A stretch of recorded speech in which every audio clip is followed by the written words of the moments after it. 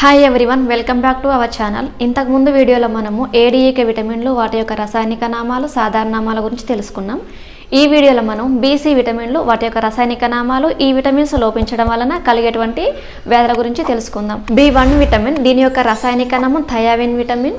ఇది లోపించడం వలన బెరిబెరి వ్యాధి, అలాగే ఆకలి మందగించడం అనేది సంభవిస్తుంది. B2 విటమిన్, దీని యొక్క రసాయనిక నామం రైబోఫ్లావిన్. ఇది లోపించడం వలన, ఈ B2 విటమిన్ అనేది లోపించడం వలన నోటిపూత, అలాగే నోటి మూలల్లో పగులు అనేది సంభవిస్తుంది. నెక్స్ట్ B6 విటమిన్, దీని యొక్క రసాయనిక నామం ఏంటంటే పైరిడాక్సిన్. ఇది లోపించడం వలన రక్తహీనత, అలాగే ఉద్వేగము, నాడి మండలంలో లోపాలు అనేవి సంభవిస్తవి. నెక్స్ట్ B9 విటమిన్, దీనికి B9 విటమిన్కు మరొక పేరు M విటమిన్ అని కూడా అంటారు. ఇది లోపించడం వలన రక్తహీనత, అలాగే అతిసారము, తెల్ల రక్త కణాలలో నష్టం అనేది సంభవిస్తుంది.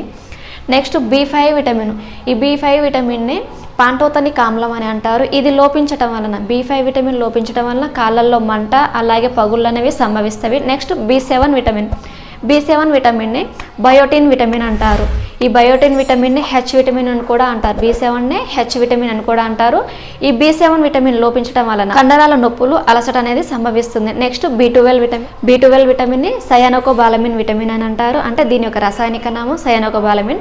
ఇది లోపించడం వలన హానికర రక్తహీనత అనేది సంభవిస్తుంది. Next C vitamin, C vitamin యొక్క రసాయనిక నామం ఆస్కార్బిక్ ఆమ్లం. ఇది లోపించడం వలన చిగుళ్ళ నుంచి రక్తం సంభవించుట, అలాగే శరీరం కింద ఎర్రని మచ్చలు అనేవి ఏర్పడతాయి.